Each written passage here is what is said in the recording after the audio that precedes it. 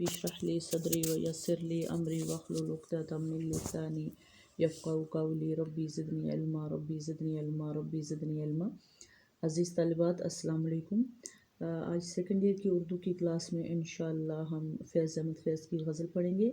या आपको फैज़ अहमद फैज़ की गज़ल सफ़ा नंबर 226 पर स्क्रीन पर दिखाई दे रही है। तो आइए शुरू करते हैं। गज़ल फैज़ अहमद फैज़। पहले शेर में कहते हैं, कब याद में तेरा साथ नहीं, कब हाथ में तेरा हाथ नहीं, सद शुक्र कि अपनी रातों में अब हिजर की कोई रात नहीं। मुश्किल हैं अगर हालात वहाँ, दिल बेच आएँ जाँ बेच आएँ, दिल वालों कूचाए जाना में क्या ऐसे भी हालात नहीं। जिस धज से कोई मक्तल में गया वो शान सलामत रहती है, ये जान तो आनी जानी है, इस जान की तो कोई बात नहीं। मैदान वफा दरबार नहीं, यहाँ नामो नसब की पूछ कहाँ, आशिक तो किसी का नाम नहीं, कुछ इश्क किसी की ज़ात नहीं। गर बाजी इश्क की बाजी है, जो चाहो लगा दो डर कैसा, गर जीत के तो क्या कहना, हारे भी तो बाजी मात नहीं। अज़ीज़ तालिबात, पहले शेर की तशरीह मैं आपके सामने बयान करूँगी। उम्मीद है आप पूरी तवज्जो से सुनेंगे। पहले शेर में शायर कहते हैं, कब याद में तेरा साथ नहीं, कब हाथ में तेरा हाथ नहीं, सद शुक्र कि अपनी रातों में अब हिजर की कोई रात नहीं। हाथ में हाथ देना मुहावरा है, ये पक्की दोस्ती और बेहतरीन ताल्लुकात को कहते हैं।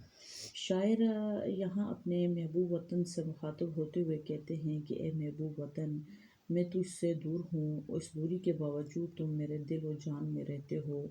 हमने कभी तुम्हें फरामोश नहीं किया।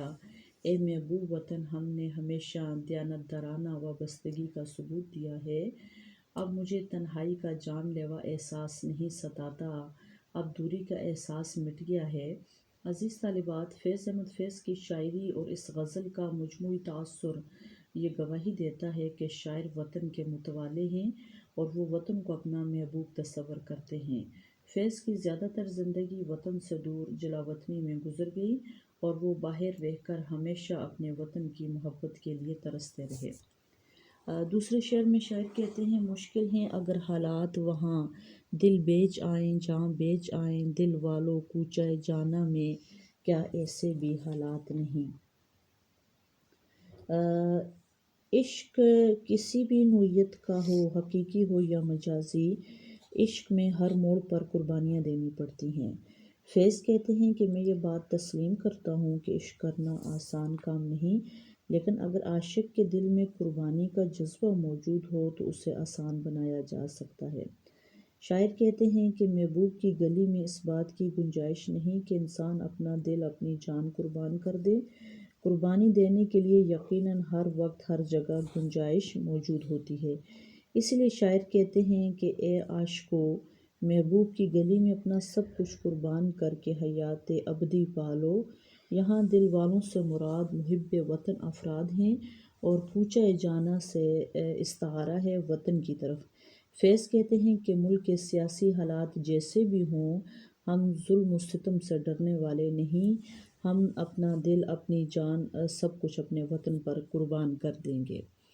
तीसरे शेर में शायर कहते हैं, जिस धज से कोई मक्तल में गया वो शान सलामत रहती है, ये जान तो आनी जानी है, इस जान की तो कोई बात नहीं। ये शेर फैज़ साहब की ज़िंदगी की तफसीर है। रावलपिंडी साजिश केस में उन्हें कैदोबंद की सोबतें बर्दाश्त करना पड़ी। वतन से मोहब्बत के जुर्म में उन्हें मुल्क बदर किया गया। चुनांचे इस शेर में वो कहते हैं कि अगर इंसान हयात जावेद हासिल करना चाहता है तो उसे खुशी से अपनी जान का नजराना पेश कर देना चाहिए, क्योंकि मौत तो एक ना एक दिन वैसे भी आनी है, लेकिन शानदार और यादगार मौत वो है जो इंसान अपने किसी अजीम मकसद की खातिर मुंतखब कर ले। फैज़ साहब का ये शेर ज़ुबान ज़द आम व ख़ास है और ज़रबुल मिसल का दर्जा हासिल कर चुका है। ये जबर जुल्म के ख़िलाफ़ एक सदाई एहतजाज है कि जब कोई जान पर खेल जाने वाला सीना तान कर तख्तेदार की तरफ कदम उठाता है तो गोया वो जालिम के मुंह पर एक ज़ोरदार थप्पड़ मारता है कि वो उसके जुल्म के आगे झुकने वाला नहीं, बल्कि وہ حق پر ہے، چنانچہ ایک جان قربان کرنے والے کا سج دھج کے ساتھ اپنے مقتل گاہ کی طرف چلنا اس کی شان کو اور بھی بلند کر دیتا ہے۔ میدان وفا دربار نہیں، یہاں نام و نسب کی پوچھ کہاں، عاشق تو کسی کا نام نہیں، کچھ عشق کسی کی ذات نہیں۔ اس شعر میں لفظوں کے معنی سے یہ ظاہر ہوتا ہے کہ میدان وفا سے مراد وطن کی خاطر جان قربان کرنے کی جگہ ہے۔ عام طور پر یوں ہوتا ہے کہ بادشاہ کے دربار تک رسائی پانے والوں سے ان کا حسب نسب پوچھا جاتا ہے، چنانچہ صرف اعلیٰ حسب و نسب والے لوگوں کو وہاں تک پہنچنے کی اجازت ہوتی ہے۔ عام سے لوگوں کو شاہی دربار میں جانے کی اجازت نہیں ہوتی، لیکن وطن سے عشق کا تعلق کسی کی ذات سے نہیں، بلکہ ہر وہ شخص جو وطن سے واہلیانہ عشق کرتا ہے محب وطن یا عاشق کہلانے کا حقدار ہوتا ہے۔ مراد یہ ہے کہ وفاداری کا میدان کسی بادشاہ کا دربار نہیں، وہاں کسی کی اصل نسل کی تفتیش نہیں کی جاتی۔ آخری شعر ہے اس غزل کا، گر بازی عشق کی بازی ہے، جو چاہو لگا دو ڈر کیسا، گر جیت کے تو کیا کہنا، ہارے بھی تو بازی مات نہیں۔ جب انسان کے دل میں نتائج کی پرواہ کیے بغیر کچھ کر گزرنے کا جذبہ پیدا ہوتا ہے تو اس کی نظر میں ہار جیت کی کوئی حیثیت اور اہمیت نہیں رہتی۔ اسی کا نام غالباً عشق ہے۔ شاعر یہاں اس شعر میں کہتے ہیں کہ عشق ایک ایسا کھیل ہے جس میں جیتنے اور ہارنے والے دونوں ہی خوش ہوتے ہیں، کیونکہ ایک سچے عاشق کی نظر میں ہار جیت نفع نقصان ثانوی حیثیت رکھتے ہیں۔ جب مقصد اس قدر بلند ہو تو پھر دنیاوی فائدے نہایت حقیر نظر آتے ہیں اور حقیر نظر آتے ہیں۔ یہاں اس شعر میں شاعر کا مطلب یہ ہے کہ وطن کی آزادی اور ایک صحت مند مقصد کی خاطر اپنی جان کا نذرانہ پیش کرنا ہی اصل عشق